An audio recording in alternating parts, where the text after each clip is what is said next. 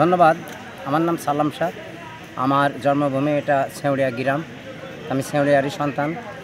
তো আমি লালন সাঁইজির দরবারে অনেক বছর কাটালাম। আমার লাইফ এক কথা বলতে গেলে চলে। তারপরে বেশ কিছুদিন খাদেমও ছিলাম। এখন সাবেক খাদেম, চাকরি করি না, শুধু গান করি। তো যাই হোক, লালনের যে বিষয়টা জানতে চাচ্ছেন, সর্বপ্রথম লালন কালী নদীতে ভেসে বসন্ত রোগ অবস্থায় আসলেন। মাওলানা মলম শাহ আমার এই পাড়ারই ছেলে। তখন সে আমলে উনি টাইটেল পাস মাওলানা। উনি যে দেখছে একটা ছেলে পড়ে আসে আনুমানিক 12 থেকে 13 বছর বয়স, সেই পক্স অবস্থায়, বসন্ত অবস্থায় নিয়ে ওনারা বাসায় যায় কবিরাজের ট্রিটমেন্ট। তখন তো কোনো ডাক্তার নেই, কবিরাজের ট্রিটমেন্টে ঘাওটাগুলো ভালো করে বসন্ত। তারপরে এক পর্যায়ে আস্তে আস্তে এখানে দেখা যাচ্ছে যে তার গৃহবাড়িতে থেকে বললো, বাবা আমি এই বাড়ি থাকবো না। কে বললে, আলাদা কোথাও জায়গা থাকলে দেন। তখন মাওলানা মলম শাহ, দেখেন ভিতরে কবরস্থান আছে মাওলানা শাহ, লালনের পালিত পিতা উনি তখন এই জমিটা মাওলানা মলম শাহ। তখন এই মাওলানা মলম শাহ এখানে লালন ফকিরের নামে উইল করি সেই আমলে দিয়ে যায়। 16 বিঘি সম্পত্তি লালনের।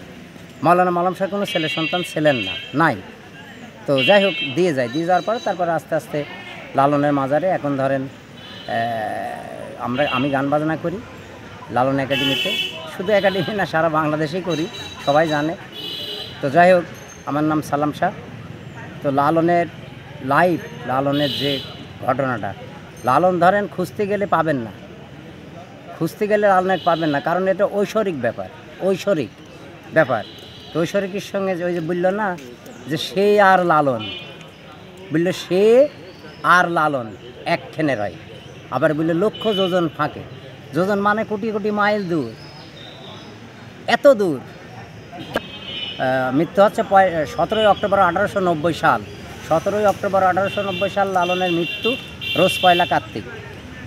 আর স্মরণ উৎসব অর্থাৎ মৃত্যু কেউ জানে না, অজ্ঞাত, কেউ জানে না। আমি বলি আর যে বলুক মিথ্যি কথা, লালনের মৃত্যু কি জন্ম জানে না। এটা হচ্ছে স্মরণ উৎসব আমরা যে পালন করি। উনি বেঁচে থাকতেই ভক্তবৃন্দ নিয়ে অনুষ্ঠানটা করতেন, তাই একটা স্মরণ উৎসব পালন হয়। জন্ম অজ্ঞাত, জন্ম কেউ জানে না। আর একটা মৃত্যুবার্ষিকী পালন হয়। এই দুইটা আপনার বছরে এই সাঁইজির অনুষ্ঠান পালন হয়। সেখানকার টাইমে পড়ে যে পক্স বাড়াইতো, ছোটোদের মা দাদাদের কাছে শুনেছি পক্স বাড়াইতো। এই পক্সে ভাষায় দিছিল ওনাকে, কে বা কারা, কোন জাতি বা কে। তো ইনা এই জায়গারই একজন পালিত মা পায়ে তাকে পালিত দুধ পালন করে মানুষ করেছেন। ওনার পাশেই ওনার মাজার। হ্যাঁ, এই যে রাজঘাটে গ্যাং দিয়ে ভাইসে আসছিল, এই যে বড় মূর্তি দিয়েছে, এমনি দিয়েই আসছিল এখানে।